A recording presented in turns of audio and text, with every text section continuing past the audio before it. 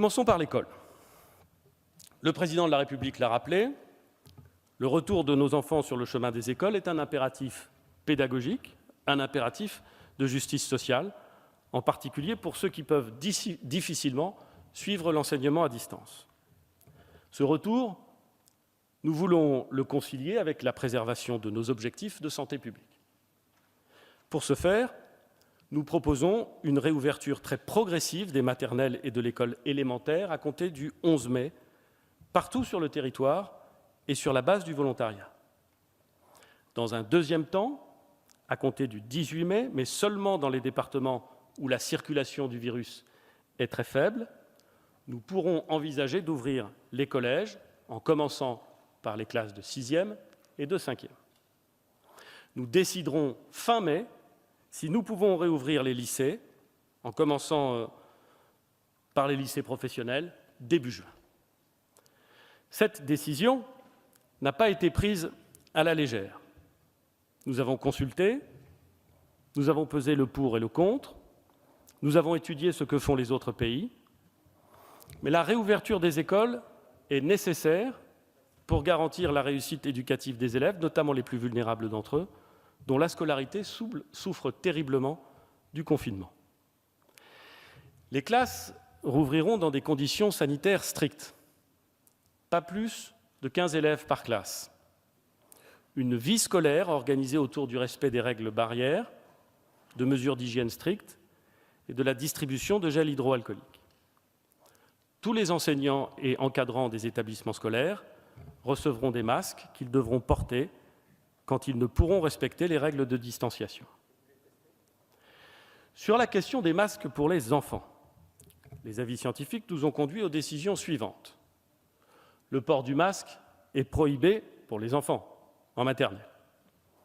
Il n'est pas recommandé, compte tenu des risques de mauvais usage, à l'école élémentaire, mais l'Éducation nationale mettra des masques pédiatriques à disposition des directeurs d'école pour les cas particuliers. Par exemple, si un enfant présentait au cours d'une journée des symptômes, le temps que ses parents viennent le récupérer.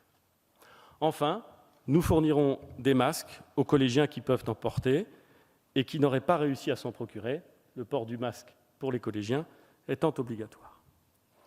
Un intense travail de préparation doit avoir lieu dans chaque académie afin que nous puissions préparer cette rentrée évidemment très particulière. Les enfants devront pouvoir suivre une scolarité soit au sein de leur établissement scolaire dans la limite maximale de 15 élèves par classe, je l'ai dit, soit chez eux avec un enseignement à distance qui restera gratuit bien entendu, soit en études, si les locaux scolaires le permettent, ou dans des locaux périscolaires mis à la disposition par les collectivités territoriales si elles le souhaitent, pour des activités de sport, de santé, de culture ou de civisme. J'ai admiré la mobilisation de l'Éducation nationale pendant le confinement, le dévouement de milliers d'enseignants qui se sont mobilisés pour accueillir les enfants de soignants, qui resteront accueillis, bien entendu, dans les temps qui viennent. L'ingéniosité de tous ceux qui se sont réinventés pour offrir à leurs élèves des modalités originales d'enseignement à distance. Et nous avons tous, j'en suis sûr, autour de nous, des exemples extraordinaires d'inventivité, d'engagement, d'imagination, pour que le lien essentiel entre le maître et son élève demeure, alors même que la période de confinement était en vigueur. Je veux laisser le maximum de souplesse au terrain en la matière. Et je sais que c'est ainsi que les directeurs d'école, les parents d'élèves, les collectivités locales trouveront ensemble, avec pragmatisme, les meilleures solutions. Je leur dis que nous les soutiendrons et que je leur fais confiance. Les crèches seront également réouvertes.